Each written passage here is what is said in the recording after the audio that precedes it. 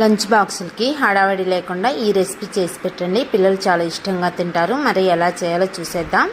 ముందుగా ఒక బాండి పెట్టుకొని 2 టేబుల్ స్పూన్ల వరకు ఆయిల్ వేసుకొని, ఆయిల్ వేడైన తర్వాత కొంచెం ఆవాలు, జీలకర్ర వేసుకొని వీటిని కాస్త వేగనివ్వాలి. ఇలా వేగిపోయిన తర్వాత ఇప్పుడు సన్నగా కట్ చేసి పెట్టుకున్న ఉల్లిపాయ ముక్కలు కూడా వేసుకొని కాస్త బ్రౌన్ కలర్ వచ్చేంత వరకు వేపుకోవాలి. అదేవిధంగా కొంచెం అల్లం వెల్లుల్లి పేస్టు, సన్నగా కట్ చేసి పెట్టుకున్న పచ్చిమిర్చి తరుగు, కొంచెం కరివేపాకు కూడా వేసుకొని వీటిని కాస్త దూరగా వేపుకోవాలి. ఇప్పుడు సన్నగా కట్ చేసి పెట్టుకున్న టమోటా ముక్కలు వేసుకొని కాస్త రుచికి సరిపోయేంత సాల్ట్ వేసుకొని కాస్త మగ్గేంత వరకు మగ్గించుకోవాలి. ఇప్పుడు ఒక 1/2 టీ స్పూన్ గరం మసాలా వేసుకొని బాగా కలిసేలాగా కలుపుకోవాలి. ఇప్పుడు సన్నగా కట్ చేసి పెట్టుకున్న క్యాప్సికమ్ ముక్కలు కూడా వేసుకొని ఇవి 5-6 నిమిషాల వరకు కాస్త వేపుకోవాలి. ఇలా వేగిపోయిన తర్వాత ఇప్పుడు ఉడికించుకున్న అన్నం కూడా వేసుకొని ఒకసారి కలిపేసుకొని ఫైనల్గా కొత్తిమీరతో గార్నిష్ చేసుకోవడం.